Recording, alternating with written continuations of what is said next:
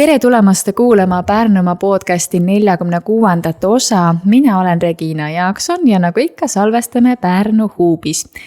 Täna kutsusin külla ühe inimese, kelle puhul ma jäin mõtlema, kunas ma teda esimest korda nägin ja mul meenus, et see oli aastaid tagasi. Ma kohe uurin tema enda käest ka, kas tema mäletab. Tere tulemast, Kaur Kasemaa. Tervist.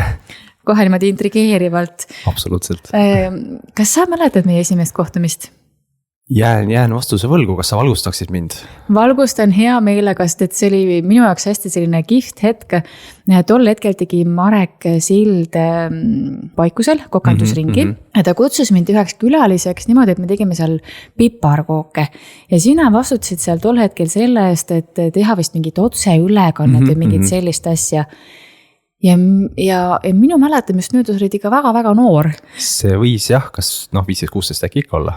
Et see oli väga noor ja siis ma vaatasin oma peas, et issand kui äge, et nii noorel inimesel on juba mingisugune kindel huvi, hobi, siht silme ees. Aga ütlen ausalt, mina sel hetkel, kui ma nägin, ei osanud arvatagi, et täna nagu aastaid edasi, et sa oled Pärnus üks mainekamaid sellel alal, et kas sul endal oli siis juba see siht silme ees?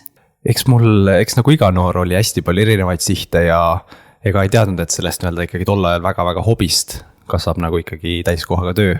Et eks ta endalegi ole nagu väga üllatav, aga samas nagu väga tore, et on ikkagi siuksest hobist kasvanud see välja kõik. Millega sa siis tegeled? Ma tegelen täpsemalt siis videote tootmisega, videograafiaga, videoproduktsiooniga, ehk siis kõik siuke valdkond, mis see siis hõlmab, ongi üritused, pulmad, konverentsid ja kõik ühesõnaga siuke videosisu, mis sa oma silmas juba ette kujutad ilmselt. Kuidas see sul alguse sai? Kuidas sa selle endas avastasid? Kunagi õppisin fotograafiat, see oli siis ala mingi huviring, et sa ei olnud nagu väga suurelt, aga õppisin ise fotograafiat. Ja aga kuidagi see foto minu jaoks, ta ei olnud nagu nii põnev, et video tundus nagu palju põnevam minu jaoks.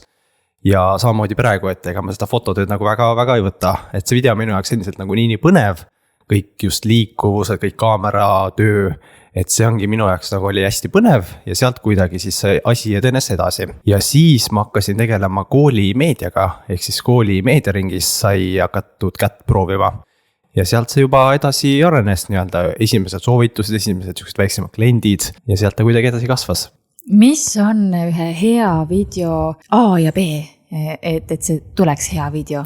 Mina ise tunnen seda, et videote puhul alahinnatakse kvaliteetset heli. Ehk siis just natuke naljakas, räägime heast videost, aga toon sisse kohe kvaliteetse heli, et kui sul on kvaliteetne heli, siis see pilt omab kindlasti vähem tähtsust, kui sul on halb heli ja hea videopilt. Aga kindlasti ilus stabiilne pilt, väike liikumine, ilus kompositsioon, et seal neid märksõnu ole kindlasti palju, aga telefoniga filmides kindlasti hea stabiilne pilt, mina leian, on väga oluline. No sa oled minul ka ühe projekti jaoks filminud, mul kodus korteris ja seal olid eraldi veel ka mikrofonid küljes ja särgid ja siis ma mõtlen, et issand jumal, et see on ikka tõsine teadus. See on teadus, see tehniline pool on kindlasti raske alustada sellega, et pead omama ikkagi mingit teatud tehnikat, et seda luua kvaliteetset sisu just. Ta ole omaette teadus ja omaette õppimise moment, aga mulle väga palju pakub see pinget ja huvi see just see tehniline pool, et kuidas areneda, kuidas enda tööd võimalikult lihtsamaks teha. Et kui ma tagantjärele mõtlen, siis on nagu palju asju saanud palju lihtsamalt teha, kui ma praegu teen selles suhtes. Et ma olen ikkagi enda jaoks ka ta üsna keeruliseks ja tehniliselt raskeks teinud oma töö. Aga kuidas sa õppisid siis, et tegelikult saab ka lihtsamini, et kuidas sa selleni jõudsid? Kõige lihtsam vastus töö käigus, et sa kindlasti teed alguses palju vigu ja oma vigadest õppida. Kui sa hakkad mingit videot kokku panema, siis kui suur see järeltöötlusprotsess on, et ütleme, kui keegi küsib su käest näiteks 5-minutilist klippi, kui palju sa selleks tavaliselt materjali salvestad üldse? Jällegi oleneb hästi palju projektist et kas me salvestame 5 minutit intervjuud, lõikame sealt 20 lühiklippi või salvestame 5 minutit intervjuud ja lihtsalt ühe kaameraga laseme selle ülesse. Et jällegi see sõltub nii palju projektist ja ühest vastust ei ole selles suhtes. Aga kui on nüüd siis 20 erinevat liigukest? Eks seal see kõik siuksed väiksed detailid, nokitsemised võtavad aega, aga julgelt võin päeva sulle arvestada. Terve päeva? Et kui me salvestamegi 5 minutit, igale klipile tuleb toota tiitrid, subtiitrid, graafikad, animatsioonid, et see järeltöötluse maht on nii-öelda ikkagi üsna raske nii-öelda ette aimata, aga jällegi ta on nii-öelda ikkagi põnev, et sa selle nii-öelda protsessi käigus hästi palju ise õpid alati. Ma mõtlengi, et kui ühte videot kokku panna ja kui keegi või salvestad kellegi videot ja seal on kõike läinud mingisugused kohad, mida oleks vaja parandada või keegi võtab uuesti, on ju. Kuidas seda kokku panna nii, et see normaalselt välja näeks? Et ma ei tea, see peab väga hea tunnetus olema. Jällegi jah, see peab hea tunnetus olema, natuke kogemus, kuidas seda nii-öelda viisakalt kokku lõigata. Kas sul on ala mingid katteplaane sinna peale panna, ehk siis nii-öelda lisaks ünnitud materjali, et kuidagi natuke seda ära peita. Kas sa saad mingi koha täiesti uuesti salvestada, ala mingi uue lausega alustada. Et seal ole neid variante, aga jah, kõige lihtsam on ühe korraga purki muidugi teha. Kas tänasel päeval võid öelda, et Korsten Films on õigesti? Et see ongi see põhi nii-öelda sissetuleku allikas ja see majandab sind ilusasti ära? Jah, ma võin seda öelda, et tööd tuleb muidugi väga palju teha, et endal ka mugav elada oleks, aga ma võin seda öelda, et ikkagi hobist on kasvanud korralik töökoht. Kas sa tol hetkel oskasid seda aimata ka? Ei, ma ei osanud seda aimata, et see tundus siuke asi, mida sa lihtsalt natuke hobi korras natukene lisaks teed oma tööle, aga jah, seda ma ei osanud kindlasti aimata. Aga mis hetkest sellest siis sai see teadmine, et aga tegelikult mul tuleb hästi välja, mind juba kutsutakse ühele või teisele poole, peaks vist selle päris tööks tegema? Võib-olla see gümnaasiumi lõpuklass äkki oli, kui ikkagi kooliga oli ajaliselt kitsas juba vaikselt käes, et tuligi ikkagi nii palju videoprojekte peale. Ja kuidas sa siis ära ütled, on ju, kui sul ikkagi väga-väga meeldib teha. Ja siis oli see teadmine olemas, et see tuleb ikkagi teha enda elatusallikaks? Jah, selles suhtes, et võib-olla suurem teadmine tekkis võib-olla isegi peale kaitseväge, kui ma ikkagi otsustasin, et ma ei lähe kuskil edasi õppima, et tegelengi sellega nii-öelda täiskohaga edasi, et sealt võib-olla tuli see nii-öelda kindlam otsus. Aga on sul ka praegu juba välja kujunenud mingid kindlamad lemmikud, et mis on nagu meeldivam teha või on suures plaanis nagu sõltub täitsa olukorrast? On kindlamaid, aga sõltub teatud olukorrast, et ongi siuksed hästi tehniliselt keerukad lahendused, mulle meeldivad uusi asju kindlasti katsetada, et siuksed, tahaks öelda väljakutsed ikkagi meeldivad, aga teatud asjadest rääkides, siis mulle pulmavideod väga-väga meeldivad. Mul tuleb see hästi välja, ma olen neid hästi palju teinud ja siuke oma nii-öelda nišš ja pulmahooaeg töötab tulla väga tegus nüüd see suvi ka. Juba see emotsioon seal on nii tohutult ilus ju. Et selles mõttes on ju nii helge asi, mida nagu jäädvustada. Jaa, et see emotsioon, see nii-öelda sõnum seal taga, et sa oledki kõige tähtsama päeva jäädvustaja neile, sa ei saa seda uuesti teha, kui midagi valesti läheb ja just see ikkagi jah, emotsioon on seal väga-väga tore ja see inimeste nii-öelda tänulikkus alati pulmas on tohutu, mis mulle väga-väga meeldib. Kui palju sa selle töö kestel mõtled, et issand, mul on selline vastutus tegelikult? Eks see vastutus võib-olla ilmselt tuleb natukene enne nii-öelda projekti tegemist, et sa mõtled läbi ala, et see ei saa lihtsalt valesti minna, see asi ei saa maha jääda, see peab tehtud saama ilusti. Aga nii naljakas, kui see ei ole, projekti käigus ma ei mõtle seda, ma teen lihtsalt enda asja ja üldjuhul ei lähe midagi valesti, et jah, töö käigus muidugi juhtub tegijal asju, aga üldiselt tuleb kõik väga-väga hästi välja. Just see vastutuse tunne ilmselt pärast ka tekib töö üleandes, et sa said aru, et nii tähtis asi sai valmis. Aga see, et sind hakati kutsuma erinevate suuremate ettevõtete juurde, kas või see sama Tüün või kas või siin ka Huubiga koostöö kindlasti, eks ju. Et mis tunne see siis oli, kui sa teadsid, et issand, ma olen juba nii suur tegija, et mind kutsutakse nagu sellistesse kohtadesse? Eks see kindlasti on väga-väga lahe tunne, et just seda kliendibaasi arendada, enda nii-öelda nime natuke välja saada, et sind teatakse, et sind kutsutakse, et kindlasti see on nii-öelda ka äriliselt väga lahe tunne selles suhtes. Et sa teed õiget asja nii-öelda? Et ma teen õiget asja, et mu tööd on märgatud, et olen silma jäänud, et turundus on natuke töötanud, et kõik see kokku nii-öelda. No kui sa ikkagi alustasid tõesti ju väga palju aastaid tagasi juba, et kas sa saadki öelda, et on nagu tehniliselt midagi nagu, ma ei mõtle sinu tehniliselt nagu tehnika poole pealt nii-öelda selle ajaga juba arenenud või muutunud? Jaa, kindlasti, et praegu ongi see, et ega ma ise ka vaatan aasta aega vana seadet ja mõtlen, et kuidas see nagu tehniliselt nagu nii ja vana juba on selles suhtes, et see tehnika areneb tohutult kiirusega, sul tulevad uued asjad kogu aeg peale. Ja kindlasti asjad on väga-väga palju lihtsamaks läinud, et kui ma mõtlen 4 aastat tagasi mingi tehnikaseadme peale, mingite juhtumavate mikrofonide peale, siis mitte keegi ei teadnud neid. Sul olid väga kallid, väga professionaalsed, aga nüüd on asi tohutult lihtsamaks läinud, sul on igas tehnikapoest võtta mikrofone, et selles suhtes on see tehnoloogia areng on tohutu olnud juba selle väikse aja, kui mina olen töötanud ja väga lahe vaadata, mis siit nagu edasi tuleb. Kui palju te ka heas mõttes konkurentidega neid asju omavahel arutate? Mina ise ei tunneta Pärnus konkurentsi, et meil siin on siuke ikkagi väga lahe võrgustik selle tööalal ja teeme ka pidevalt üksteisega koostöid. Et me arutame kindlasti, on väga tore üksteisega nippe jagada, üksteise edu ja vahel ka ebaõnnestumisi kuulata ja selles suhtes on väga-väga tore arutada selliseid asju.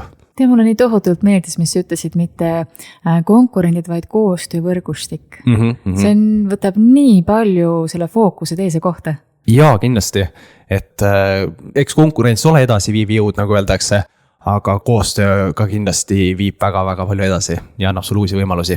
Mul alles hiljuti oli üks hästi põneva saate salvestus, kus Kristel Rääk ütles, et kui sa ise annad välja endast universumile teistele, siis antakse sulle ka ja see on täpselt seesama, millest sinagi räägid. Jaa, eks ta seda sama mõte ole. Aga jah, mulle koostöö väga meeldib, ma kindlasti kasutan hästi palju koostööpartnereid. Mulle ise hästi meeldib olla projekti juhi rollis, et organiseerida erinevaid osapooli just ala videoprojektide raames ja mulle see koostöö endale väga meeldib. Kas sa võid ka välja tuua, mis on olnud sellised senini kõige rohkem väljakutseid pakkunud sündmused? Kindlasti ole selleks Clashi üritus, mis nüüd spordihallis 4. korda see kuu lõpp toimub, aga eks iga siuke uus asi või uus väljakutse ole natukene tehniliselt raske väljakutse. Kas Clashil oled esimest korda siis? Ei, Clashi teeme algusest peale tehnilise produktsiooni ja videoproduktsiooni mõistes. Mina olen vastutavas rollis. No siis on sulle terve aeg teada, mis sa pead tegema. Aga just see ongi see tunne, et sa pead iga korraga edasi arenema. Et just see ongi uus väljakutse, ala eelmine sai väga hästi tehtud tehniliselt, aga mis edasi? Et just see olegi see roll, mis ilmselt pinget tekitab, et sa pead edasi arenema. Sa ei saa ühe koha peale jääda. Kas sa igapäevaselt tunnetad seda, et peabki hästi palju nagu edasi arenema, et lihtsalt juba tehniline pagaski niimoodi areneb? Otseselt võib-olla jah, igapäevaselt ei tunneta, aga mingite projektidega kindlasti on see, et sa tunned, et sul oleks mingit teist lähenemist, sul natukene vaja mingit paremat lahendust sellele olukorrale. Aga jällegi tahan öelda, et alati ei ole asi tehnilises olukorras, vaid ikkagi inimeseks selle taga. Eks see tekib töö käigus. Kui palju sul on projekte ka väljaspool Pärnumaad? Väljaspool Pärnumaad pigem on vähe, sest mulle väga Pärnu meeldib, Pärnu kogukond on väga lahe ja siin töötada, aga pulmahooaeg on väga-väga palju Eesti peal laiali Saaremaast Võruni ja ikkagi nipet-näpet siin ikkagi jah, väljaspool Pärnut ka. Mis sulle Pärnu kogukonna juures meeldib, et kui sa ikkagi ütled, et sulle meeldib Pärnu kogukond, siis seal on mingi tunnetus taga, et mis sulle siin meeldib? Pärn on nii mõnusalt väike ja hubane linn minu jaoks. Kõik on käejala juures, kõik, jah, mitte kõik ei tea kõiki, vaid kõik teavad kedagi, kes teab kedagi. on ilmselt see lause, et sa ilmselt tead kindlasti kedagi, kellega sa siin koostööd teed ja Pärn on lihtsalt nii mõnusalt hubane.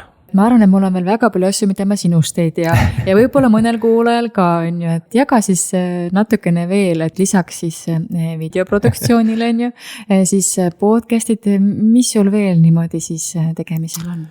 Jah, ise podcasti saatejuht ei ole, ma teen teistele inimestele, aga käsil on kindlasti praegusel talvisel ajal on konverentsid, ülekandeid, salvestusi, kontserte, vaikselt juba ka ürituste produktsioone, ürituste järel videoid ja siin valmistus ikkagi suveks, et see ettevalmistus on ikkagi vägagi ajakulukas igal asjal.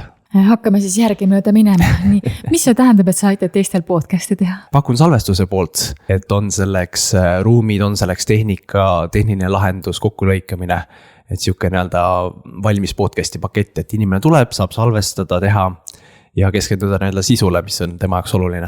Kas see podcast on sul videoga, on see tal heliline, kuidas sa teed? Saame kõike teha. Pärnus on väga lahedaid ruume selleks, kus saab videoga teha, heliga teha, et Pärnus on võimalusi, kuidas teha ja on märkav huvikasv selles suhtes, et ikkagi aastatega on see väga hästi käima läinud.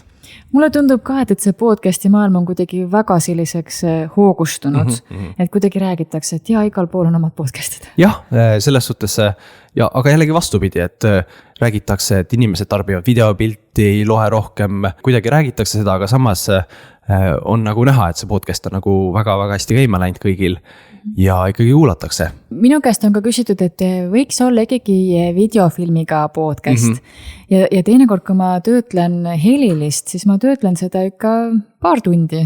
kui on nagu selline enam-vähem saade, eks ju. Ma mõtlen, et videolist podcasti mingi 40 või 50 minutilist. Mamma mia, kui see midagi untsu veel läheb, võetakse uuesti. Kui pikk see protsess siis olema peaks? Eks see ikka jah, tundides ulatub selles suhtes, et kui sul on veel mitu kaamerat, pead neid nurkasid kokku lõikama pärastpoole ja eks see kõik nii-öelda jah, ajaliselt kuhjub nii-öelda niimoodi. Aga miks ise podcasti ei tee? Oi, ma ei ole siuke jutu inimene vist. On ju. Et mulle väga meeldib, kui teised saavad oma ideid jagada ja särada, et mulle meeldib seda tehnilist lahendust pakkuda. Samas sul endal on nii suured teadmised, mida sa oled juba nii pikad aastate jooksul kogunud. Jah. Aga rääkida pole midagi. Eks ta ole see, et eks oma tööst on ikka natuke nagu raske rääkida, et kuidas sa ennast väljendad, et ju ta nii ole. Nii et väga äge, et sa täna tulla said, et selles mõttes on nagu tore. Siis võtame sealt edasi konverentsid, ülekanded, et mis see tähendab? Pakkuda nii-öelda hübriidlahendus, mis on ikkagi väga populaarseks läinud viimaste aastatega, kus inimesed tahavad kodus diivanil istuda ja vaadata konverentsi, mitte koha peale minna. Nii-öelda jah, hübriidlahendus. Ja kuidas sa selle üles ehitad või mis siis sinu see nii-öelda tehniline pool on seal? Jällegi mitu kaamerat, ülekandejaam, ülekandepult, arvutid, et nii ta läheb selles suhtes. Ülekandejaam, ülekandepult, sa räägid nagu kõik teaksid, mis need on.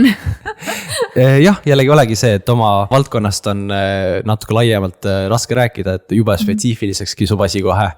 Aga ongi erinevad seadmed, mis siis ongi kombineeritud selleks, et seda nii-öelda kaamerapilti otse-eetrisse edastada. Mis asi see ülekandejaam on, kui sa nüüd proovid seda selgitada? Seda me kasutame Clashil näiteks, kus ongi eraldi suur kaubik, tuleb Tallinnast, kus istub režissöör, eraldi veel kaameraoperaatoritega ja seal siis lõigatakse seda otse-eetri pilti nii-öelda kokku.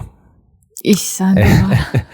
et just see on see tagatubade töö, mida ilmselt inimesed ei näe, kus kuskil eraldi lõigatakse mingit pilti veel kokku otse-eetri jaoks. Kuidas saab otse-eetri jaoks kokku lõigata? See on ju otse-eeter. Jah, see ongi see raske osa, kus sa peadki tajuma seda nii-öelda olukorda, mis nurki kasutada, kuidas seda kõige paremini vaatajale edasi anda. Selleks mul tundub, et peab ikka vist päris palju aastaid õppima, et ära tajuda seda kõike. See on jah, täiesti erinev teema, et ma ei ole ka nii täpselt kursis sellega, et sellepärast käibki Tallinnast ikkagi inimesed selle jaoks kohal. Okay. Aga mina jah, olen siis selle projekti juhi rollis, et seda nii-öelda organiseerida. Mida tähendab selle projekti juhi roll? Projekti juhi roll minu töös ongi vastutada nii-öelda kogu selle valmis produkti eest, veenduda, et kõigil osapooltel oleksid vajalikud infod, vajalikud inimesed, töötajad, et siuke korraldaja roll nii-öelda antud olukorras. Et sealt edasi, nagu ma alusen siis ka erinevad kontserdid asjad, et samamoodi ülekanded siis, jah? Pigem kontsertidest ikkagi salvestused, et ei ole sellel ülekandel nendel pointi, et ikkagi siuksed mitme kaameraga korralikud professionaalsed salvestused toodame 3 tavaliselt, aga jällegi oleneb kontsertist, et saab ka väikselt üksinda neid teha, salvestada. Ja siis käib see töö, kuidas, et samamoodi on tundide pikkune ja kuidas see on? Saan just näite tuua, siin Endlas salvestasime möödunud nädalal ühte muusikali, kus oligi siis kõigepealt päev kaamerat ülespanekuks, ehitamiseks, kõik mikrofonid, statiivid, slaiderid, siis on päev proovi salvestamiseks, ehk siis paneme paika, kes mis nurgad võtab ja siis päev nii-öelda etenduse salvestamiseks. Et tunniajase etenduse salvestamiseks kulus 3 päeva. Et see ole selline ajakulu. Selle töö juurde jõuame slaider. Mis asi on slaider? Slider, ma ei tea, kas see on ingliskeelne tuletus, kus kaamera liigub peal nii-öelda motoriseeritud. Ja siis 3 päeva ja järeltöötlus sellele? Ilmselt on isegi natuke vähem kuskil päevaga arvestada. Okay. Et aga niimoodi, et umbes läheb sinna suurusauku. Kuidas need koostööd sul sündinud on? Ma mõtlen ka nagu Endla teatriga on ju, et kas see on see olnud, et kus sa oled ise olnud, et tere, mul on väga head oskused, teadmised või on nad juba ise osanud sind üles leida? Tegelikult Pärnus on hästi äge see, kui palju tööd tuleb soovituste ja kuskilt kellegi kaudu. Et Pärnus on see nagu tohutult lahe, et võin julgelt väita, et 90% on kuskilt tutvuste, tuttavate soovituste kaudu. Et ja see väike 10% ilmselt on kuskilt päringud, kellegi mingid hanked, et see on selles suhtes hästi lahe, kui palju ikkagi tuleb soovituste kaudu. Kui lihtne on alustada nii noorelt ettevõtjana? kindlasti seal ole oma nii-öelda aga-kohtasid, mis peab tegema, kuidas see kõik seadusega korras hoida. Eks seal neid punkte ei ole selles suhtes. Tohutult ei mäleta, et oleks mingeid murepunkte seal olnud, et kõik läks ikkagi üsna sujuvalt. On päris korralik ettevõte välja kasvanud. Aga jah, selles suhtes minul läks sujuvalt, et kindlasti annab raskemalt, keerulisemalt teha, aga ma arvan, et mul läks sellega hästi. Mulle näib, et kui inimene teeb õiget asja, siis tal asjad kuidagi sujuvadki. Kindlasti see nii ole, et sa kuidagi tahad, et see asi õnnestuks ja mina olen näinud, et see on nagu õnnestunud selles suhtes, et kui sul ikkagi enda töötahe seal ka taga on, et sa lihtsalt ei taha head tulemust või head tasu, et ikkagi tohutult töötahet ka taga, siis mina olen näinud, et kõik õnnestub.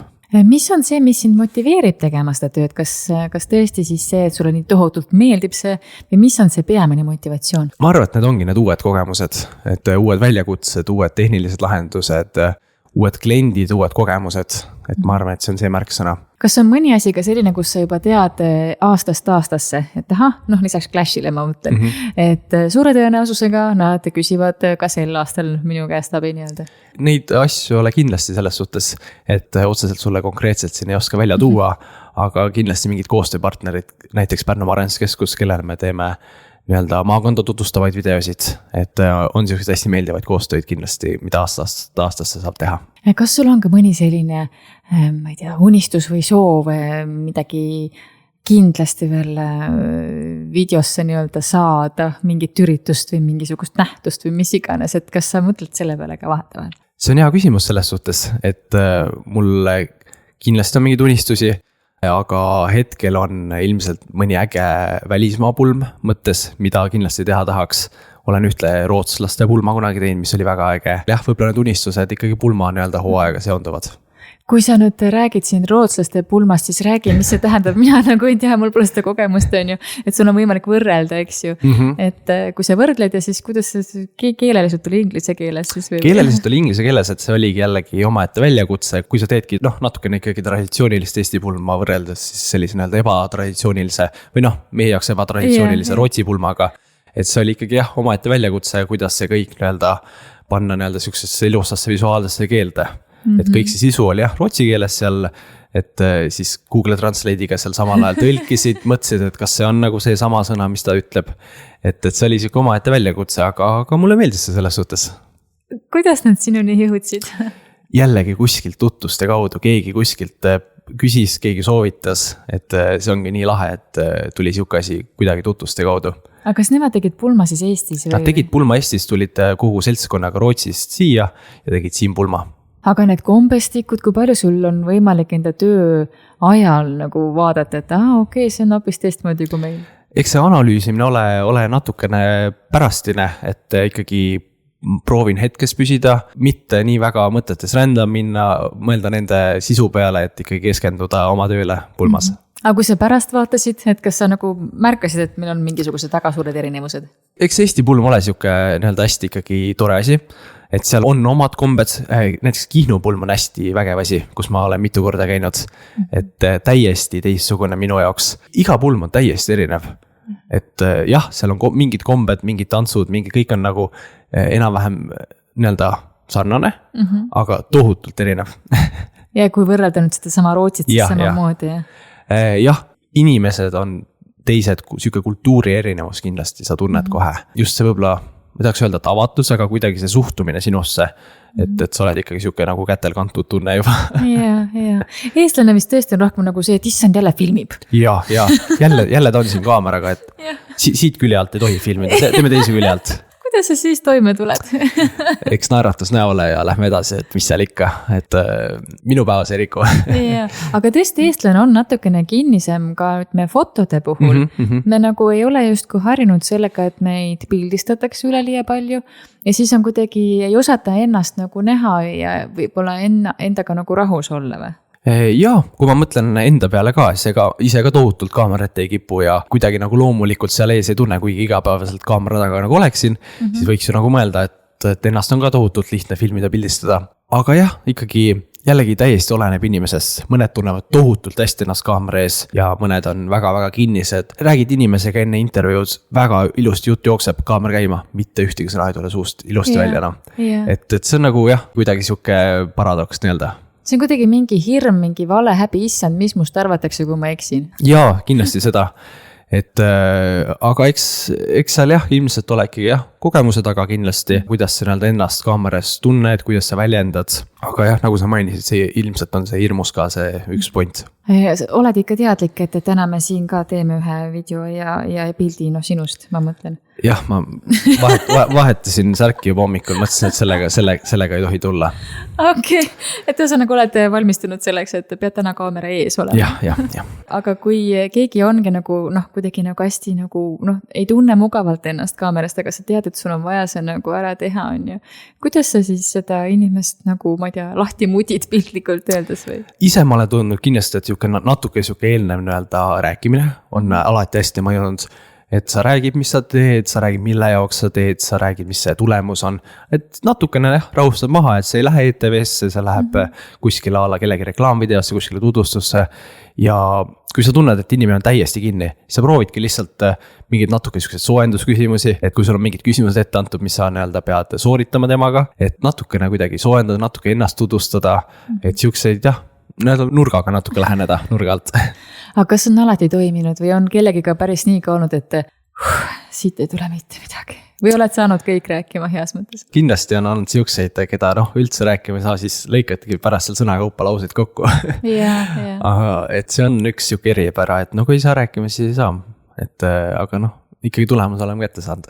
Aga see on nii armas, et sa tõid välja, et kui ei saa, siis pärast lõikamegi sõna haaval kokku. Sa ei taha inimesele ka ju petnust valmistada, et absoluutselt mitte midagi, me ei saa siit kokku midagi lõigata. Et sa ikkagi proovid endast parim anda. See on võib-olla selle töö juures üks asi, mida inimesed, kes ei adu seda, kuidas on kellegagi kaamera vahendusel töötada, et see ei tundugi nagu üldse mingi teema justkui olevat, on ju, aga samas nagu sa tõidki välja, et mõnega ongi väga raske saada seda kontakti kaameral nagu ja siis sa peadki ise selle võrra rohkem pingutama nii-öelda. Jaa. Aga see ongi see, mis teeb selle töö nagu põnevamaks, on ju, et nagu endale ka kasvav koht nii-öelda. Ma ei ütleks, et nagu jah, see koht, kui sa inimest rääkima ei saa või inimene väga halvasti kaamerast tunneks, teeb selle nagu töö väga lahedaks just. Et need on need väljakutsed, mis sellega seonduvad. Aga hästi huvitav, ma isegi ei kujuta ette seda olukorda, kui peab tõesti nagu sõnahaaval kokku lõikama, et see on ikka jõhker töö. Jaa, seda annab teha, see ilmselt ei ole muidugi nii hea, kui me selle koha peal ilusti paika saame, aga seda on tehtud. Aga kui sa vaatad sellele suvele otsa, et nagu ma aru saan, on siis pulmagraafik tihe, et kas on mingi selline üritus veel tulemas, mida sa juba tead, et see on midagi lahedat, mida ma nagu ise ka väga ootan? Kindlasti mingid kihnuüritused, mis siin plaanis on, et just selline natukene teine kultuur, natuke midagi hoopis teistsugust, et siuke vaheldus on ilmselt see, mida ma natuke ootan.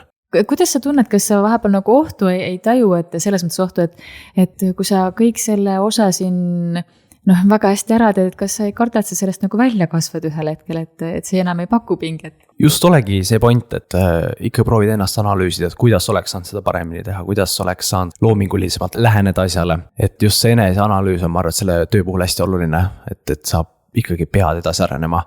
Et kui sa teed juba ühte klienti 4 aastat järjest ja sa ise juba vaatad, et tegelikult nagu esimene aasta oli isegi nagu parem, ma ütleks. Et klient on muidugi väga rahul, aga ise nagu vaatad, et tegelikult oli nagu esimene aasta isegi nagu veel ägedam, mis oli esimene aasta, esimene projekt või esimene selline taoline projekt. Et just see ei tohi rutiini sattuda. Issand, ma ei tulnud selle pealegi, et see võiks teemaks olla. Et ma mõtlen, kui on 4 aasta, siis see tundub ju väga lihtne raha lihtsalt olevalt. Jah, aga samas ka ei, et just ongi see, et sa ise tunned pinget, et sa pead nagu arenema edasi. Et sa ei saa sama head asja kliendile pakkuda, et sa pead arenema edasi. No kui sa oled praegu näinud juba seda tehnika arengut, mis on nagu nii pöörane olnud, kui korraks nüüd minna täiesti ulmesse, täiesti fantaasiasse nii-öelda, siis milline võiks olla meie 5 aasta tulevik nende seadmete poole pealt? Väga hea küsimus selles suhtes, et proovin üsna hetkes elada, kasutada ikkagi sama tehnikat, mis ma olen siin mitu aastat kasutanud, ehk siis ka ikkagi endale väga käe järgi kasutatud seadmeid juba et sa tead hästi palju enda tehnikat, et sul on kogemus sellega, aga tuleviku mõistes, esimene asi, mis mul meenub, on ikkagi selle monteerimise järel montaaži koha pealt, et mingid asju tunnen, et saaks juba AI poolt tehtud, mis ma nagu käsitsi teen. Aga tehnika mõttes ilmselt ikkagi mingid AI lahendused tunduvad nagu vägagi käega katsutavad, mis võiks juures olla minu tööl. Okei, oled sa täitsa ka nagu võimeline praegu midagi välja tooma sellist, mis nagu võiks päriselt nagu tööd hõlbustada ja lihtsustada? Jaa, võin kohe sulle näiteks tuuagi podcasti näitel, et podcastil AI suudab väga-väga ilusti kokku lõigata 3 kaamerat, kus ta valib siis nii-öelda rääkijale vastav kaamera. Et teebki selle tund aega, sul valib kõik kaamerad ära, sina lihtsalt käid üle natuke parandad. Issand jumal, juba praegu on see võimekus olemas või? Jah, see on mitu aastat tegelikult juba. Okei. See on juba nii eilne asi. Jaa, see on see, jah.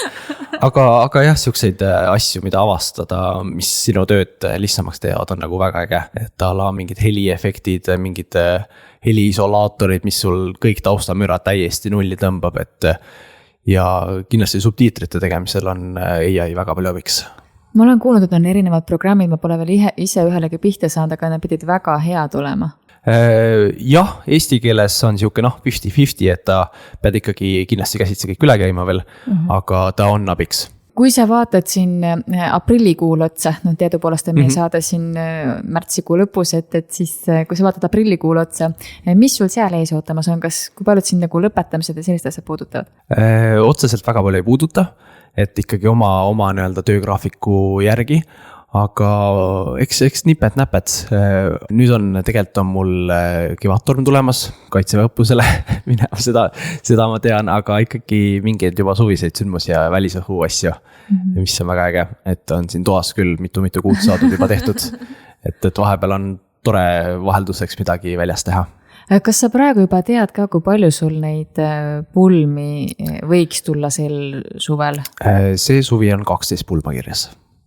Seda on päris palju. Seda on päris palju, aga olen üsna teadlikult ikkagi planeerinud ja tihtipeale on reede üks pulm, laupäeval järgmine pulm, et olen teadlikult ikkagi omal suve planeerinud niimoodi, et suvel seda nii-öelda, ma ei taha öelda töökoormust vähendada, aga kuidagi seda nii-öelda organiseeritumalt teha, et sa ei ole terve suve tööl, et sa oled mingid kindlad teatud päevad, et pulmadega vähemalt mina monteerin sügisel pulmasid ilmselt.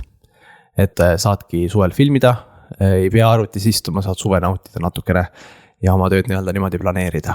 Ja kas see on täitsa okei, et tehaksegi nagu hiljem? Jaa, see on täiesti okei, ilmselt mingeid väikseid klippe jooksvalt natukene nädala sees, aga see on täiesti okei lahendus, sest just ongi see vau-efekt, et kui sa saad ikkagi ala 2 kuud hiljem oma pulmavideo kätte, sa vaatad seda nagu täiesti nullist. Et kui sa saaks selle järgmine nädal kätte, sul võib-olla ei oleks seda sama emotsiooni, sa natuke elad selles hetkes veel sees. Issand, kui äged sa selle välja tõid, sest et mul tundub, et tänapäevases kiires elutempos me oleme harjunud kohe kõike saama juba järgmisel päeval. Ja siis sa ütled, et aga tegelikult on inimesed, kes on nõus ootama 2 kuud ja see ongi äge, et need hiljem, kuna see emotsioon on teine. Jaa, absoluutselt. Et saan ka sellest täiesti aru, et mingid asju on järgmine läheb vaja, on kiire tegemine nendega, aga just ongi see, et ikkagi natukene seda emotsiooni maha lasta, natukene mõelda, kuidas seda nii-öelda täpselt teha. Et kui sa oled selles hetkes sees, siis sul ilmselt ei ole seda sama emotsiooni kohe nii-öelda vaadates. Kas see tuli sul töö käigus või keegi õpetas? See on väga tark teadmine. See on hea küsimus, kus see tuli. Ilmselt keegi õpetanud ikkagi ise natukene nii-öelda pusisin selle välja, et anda natukene sellist nii-öelda ooteaega inimestele. Aga et keegi pole nii-öelda pahane olnud selle peale, et ma natuke nii-öelda viivitan sellega, et ma arvan, et see on sobilik neile. See on väga kaval, see on tõesti psühholoogiliselt väga kaval kõige paremas mõttes, et see 2 kuud hiljem ju inimene tõesti ei ole enam selles esmases mullis ja ta saab seda uuesti kogeda kõike. Jaa, et kui minul ta võib-olla salaja rääkides on võib-olla järgmine nädal valmis, siis ma natukene viivitan sellega, ootan, et aga vahel tuleb mul endal töökäigus, teen mingi asja valmis, vaatan nädala pärast, mis asi see nüüd, mis asja ma tegin neile ja siis hakkame uuesti üle käima, uuesti parandama. Et just see ongi niisugune natukene enesanalüüs, et lasta natukene mööda, mitte kohe ära saata esimese nii-öelda montaaži pealt ja natukene nii-öelda viivitada seda asja. Ma mõtlen, et kui sa ise kunagi pelluma hakkad ja sa ei saa ise enda pulma kokku panna, et kas sa leiad teist sellist professionaali, kelle tööga sa rahul oleksid või? Kindlasti leiaks, aga see on hea küsimus, pole veel niimoodi mõelnud, kuidas ma enda pulma videograafi leian. Aga jällegi olen nägemas sellist trendi, kus inimesed tahavadki ainult väikest lõiku oma pulmast, et filmitakse.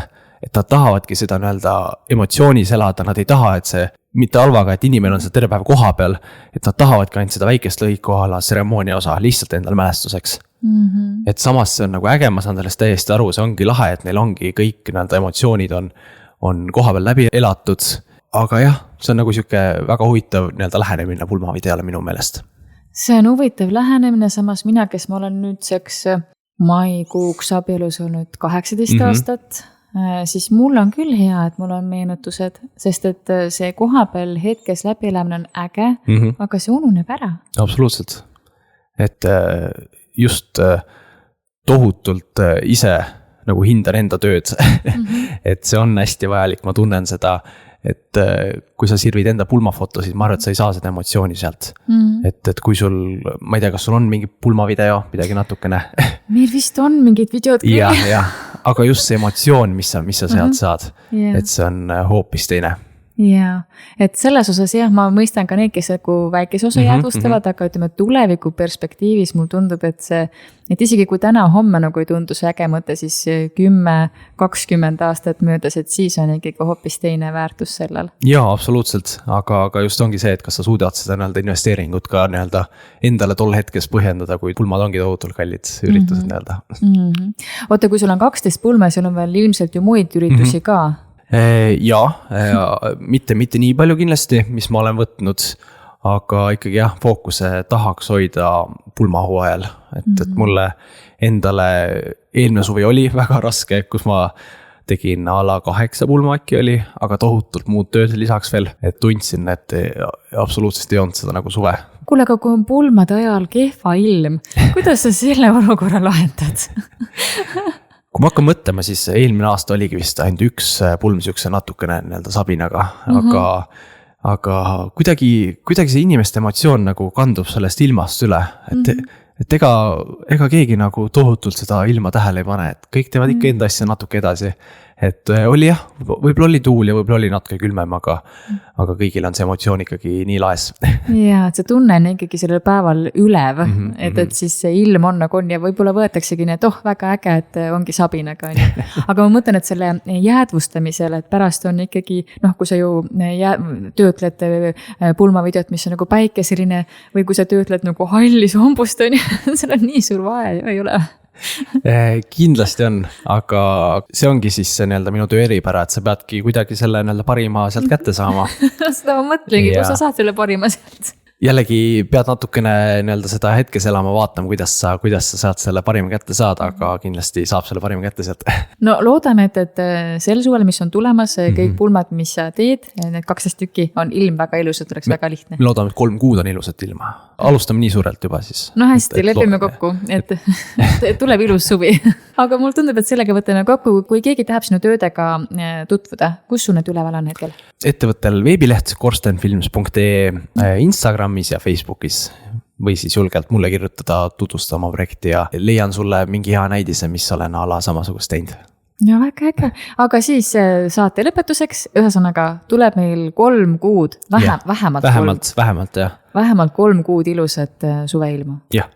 Kuule, väga hea mõte, millega kokku võtta, aitäh sulle, Kaubre. Suure tänud sulle.